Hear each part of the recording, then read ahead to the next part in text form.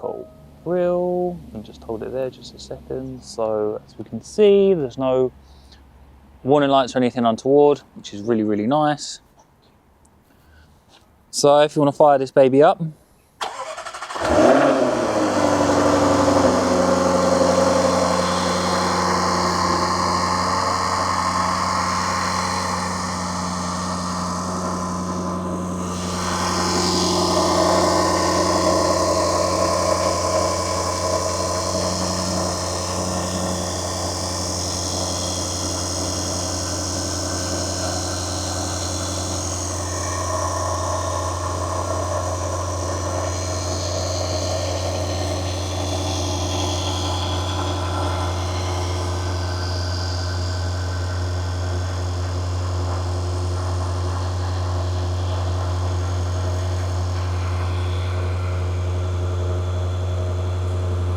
grill, and then if you'd like to give her just a couple of revs for me, please.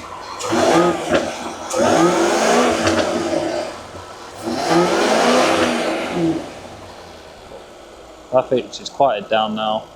Come on, choke. Just go around to the back.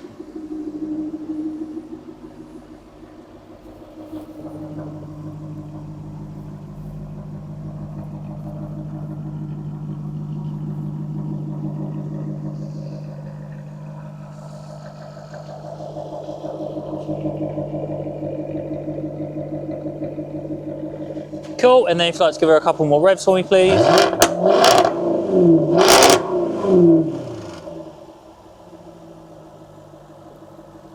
Perfect, I'll be honest, that was loud.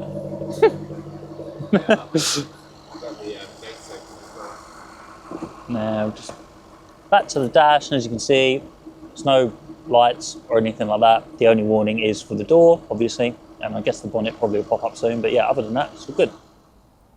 So here we are, we're out on the first drive in the 2015 Jaguar F-Type V8R convertible. We're with the owner and he's going to tell us about how the car runs and drives. So sir, when you're ready, if you'd like to start us off with the engine. It seems a pretty prominent USP for the car. Yeah, I bought this car for the engine, there's no question.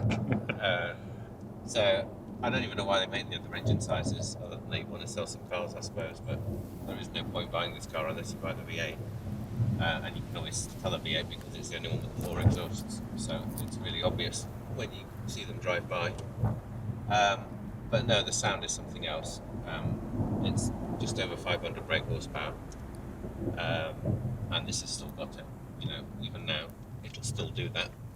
Officially it's 3.9 seconds. I think it's actually faster. Certainly I reckon it was faster when I timed it.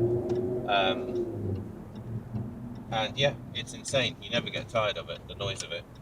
And it's got the little switch so you can sort of turn the noise on a little bit at lower speeds as well if you want to. That would be the exhaust button about there, yeah. So you can have it burbling at 50 if you want to, but it obviously really goes crazy when you put your foot down. Yeah. So how would you describe the engine in terms of, I'm not going to say performance, but I'm going to say like responsiveness? Like, is it quite responsive? Obviously, if you're in a high gear and you touch the accelerator, it's probably not going to go very fast because you're in a high gear. But in terms of kind of when you're giving it a blast on a B road, how is it to you?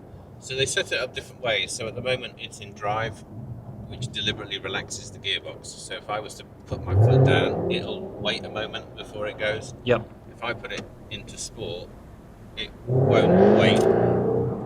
It'll go straight away. Yep. So it changes the settings depending on what you want. So if you want it to be instant, it can be. It's obviously got the flappy paddles as well. But I tend to be honest, I tend to flick between drive and sport. So if we get to a road like this, I would just go into sport. And it's instant, absolutely instant. If you leave it in drive, you get a moment so you don't smash into the car in front, basically. And then you've also got these settings. So you've got forwards, which is rain and ice. So that will cut the power of the engine down to 300 and something horsepower, and put the traction control to maximum. So that's when it's properly icy. Yep. The middle setting is just regular, normal mode. And then the one at the bottom is race mode. which turns the traction control down to the minimum. So if you have race mode and sport, then that's the insane mode with no traction control and maximum power.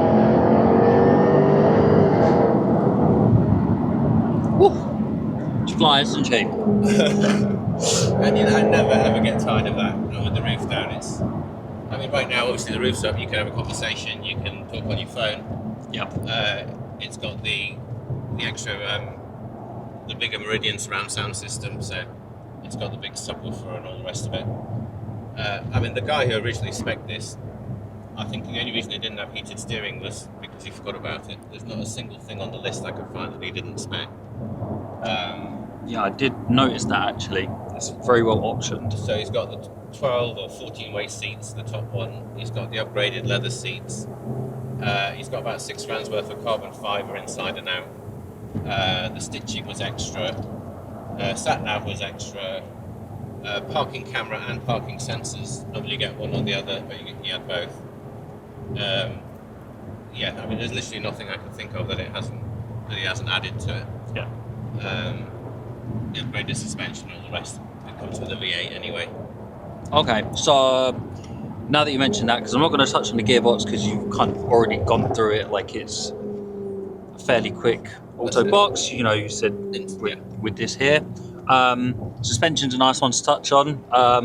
Yeah, it's active. Oh, okay. So Active suspension. how would you? So what's it like in, dare I say, comfort mode? Because we're in. Yeah, so we're in race mode at the moment. You probably didn't notice. No, I did. You probably thought that was pretty comfortable. Yeah, it wasn't. To be fair, it wasn't actually that bad. Like I felt much worse. But I mean, that's race mode. This is comfort mode, which is kind of a GT cruising thing.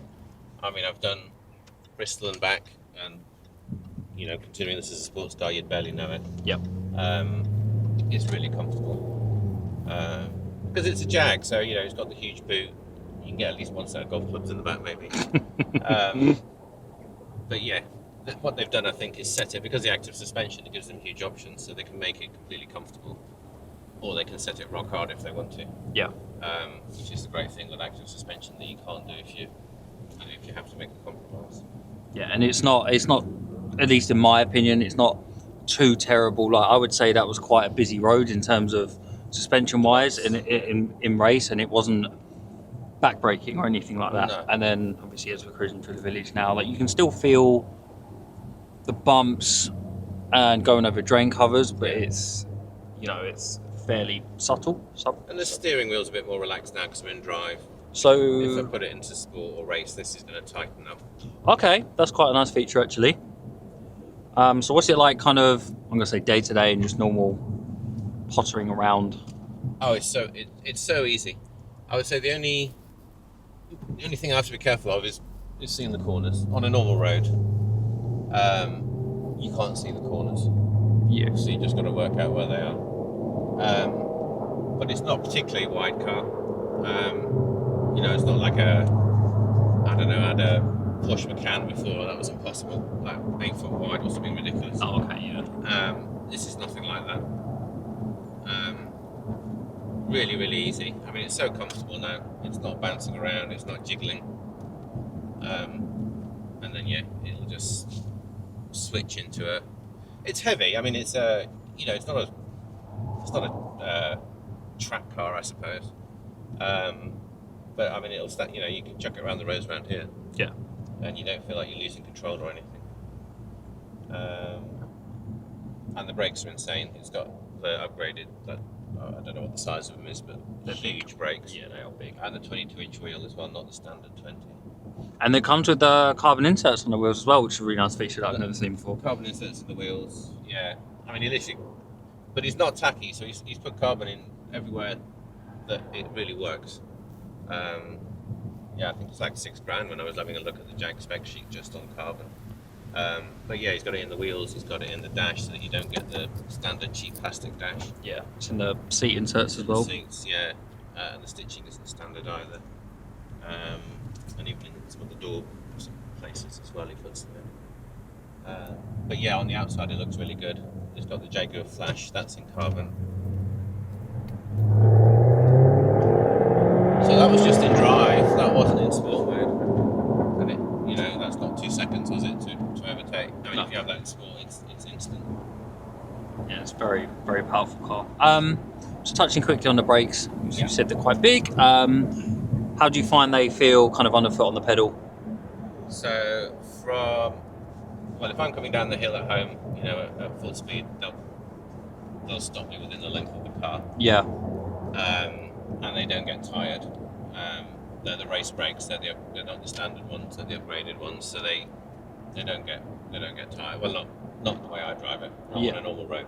Yeah, you probably have to be going at some Yeah, they don't get tired. brake If I've not driven the car for a couple of weeks, they'll squeak when you first warm them up, like, you know, typical sports car. Yeah.